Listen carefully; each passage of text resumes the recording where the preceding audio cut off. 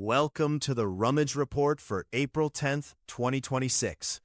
Today's topic is Artemis II mission splashes down successfully. Sam Balance kicks us off today. Hey everyone. So I just read that NASA's Artemis II mission successfully splashed down after a record-breaking lunar flyby. This is a big deal because it's the first time humans have gone beyond low Earth orbit since 1972. And it's a sign of America stepping back into the leadership role in space exploration. President Trump even congratulated the crew, calling them modern-day pioneers. Now, while this is exciting and boosts national pride, I think we need to pause and consider what this means for regular folks. Sure, there are potential job opportunities in manufacturing and tech from this mission, especially in places like Florida and Texas. But the program costs billions annually, and I can't help but wonder if that money could have been better spent on pressing issues like healthcare or housing, which are really affecting families right now. So while we're looking to the stars, we need to balance that with the reality on the ground. Sam, you're right that the Artemis II mission is a big deal for national pride and job creation, especially in states like Florida and Texas. However, let's not overlook the broader implications. This mission is an investment in technology that can benefit everyday Americans. For instance, advancements in materials and communications from NASA often lead to innovations in healthcare, like telemedicine, which can reduce costs for families. Instead of viewing this as a drain on resources, we should see it as a way to maintain American leadership against rivals like China, while also fostering private sector growth.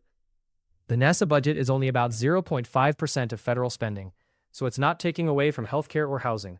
It's a strategic investment that can pay dividends in the long run. Sam, you brought up a crucial point about the billions spent on the Artemis II mission, and whether that money could be better allocated to pressing domestic issues like healthcare and housing. You're right to question the cost, especially with so many families struggling to make ends meet.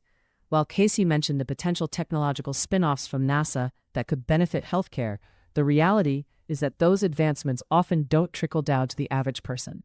Instead, we see a massive investment in prestige projects, while 30 million Americans remain uninsured, and housing costs continue to skyrocket. We need to prioritize the immediate needs of our communities over flashy space missions that don't address the real struggles of working families.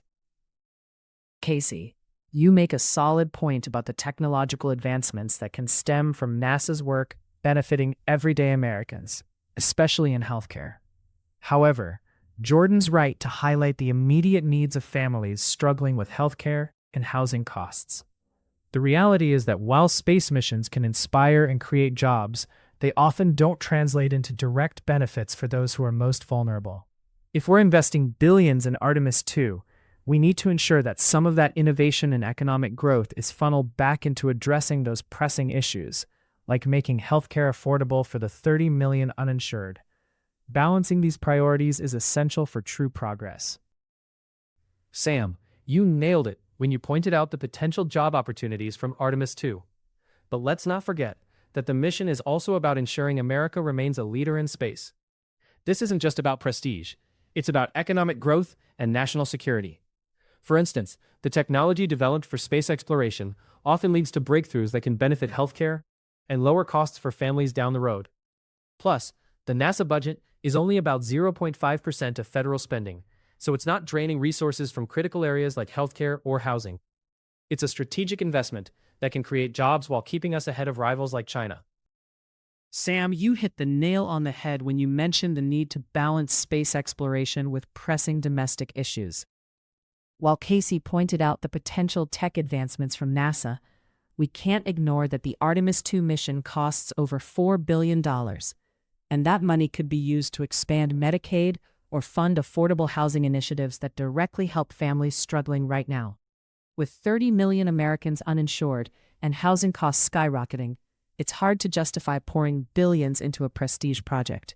We need to demand that any benefits from this mission actually serve the average American, not just the elite few.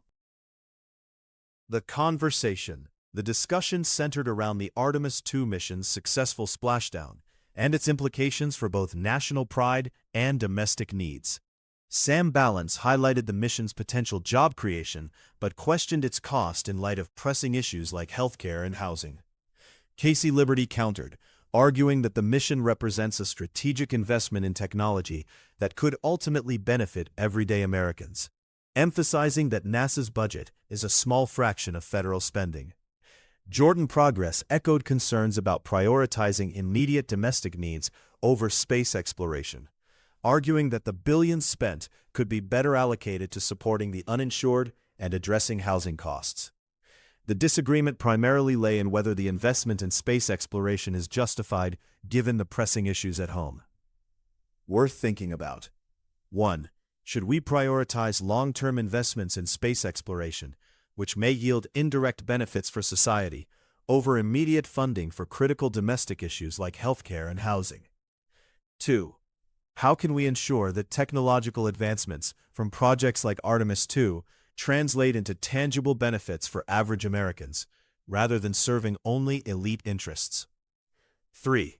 In a nation where many struggle with basic needs, is it morally justifiable to spend billions on space missions when those funds could alleviate suffering in communities? If you asked me, and remember I'm a raccoon, I'd say, why not shoot for the stars and then build a cozy nest down here on Earth too?